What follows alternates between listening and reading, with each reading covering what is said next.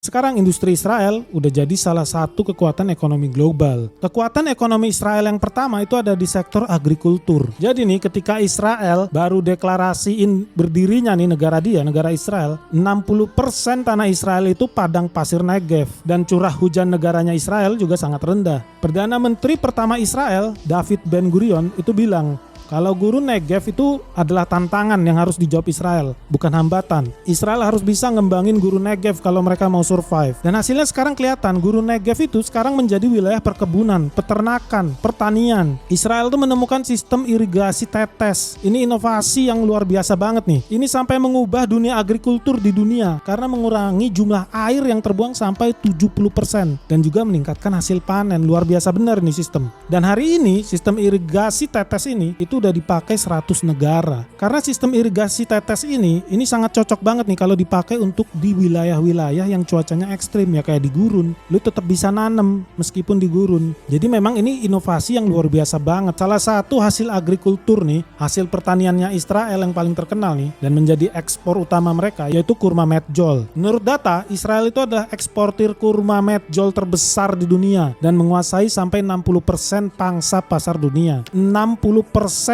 Berarti kalau lu ke pasar nih, beli kurma medjool, ada besar kemungkinan 60% kurma yang lu beli itu hasil produksinya Israel. Dan menurut data, pada 2021, ekspor kurma Israel ini, kurma medjool ini nilainya sampai 5 triliun rupiah. Tapi mereka bukan cuma hasil taninya nih yang mereka ekspor. Mereka juga jualan teknologi pertanian mereka yang lahir berkat banyaknya riset dan inovasi di bidang pertanian. Jadi seperti yang tadi udah dibilang nih, 60% wilayah Israel itu wilayah ekstrim gurun Negev. Jadi mereka harus inovatif kalau mereka mau survive. Dan Israel ini punya banyak perusahaan yang bergerak di industri pertanian. Ada Netafim yang bergerak di irigasi presisi. Ada Adama yang fokus di perlindungan tanaman. Ini bikin produk pestisida, herbisida. Lalu juga ada ICL Group yang bergerak di mineral atau pupuk. Juga ada CropX yang mengembangkan teknologi sensor tanah untuk memantau kelembapan dan nutrisi tanah. Dan itu cuma perusahaan-perusahaan besarnya aja yang gue sebut ya. Masih ada lagi perusahaan-perusahaan lain.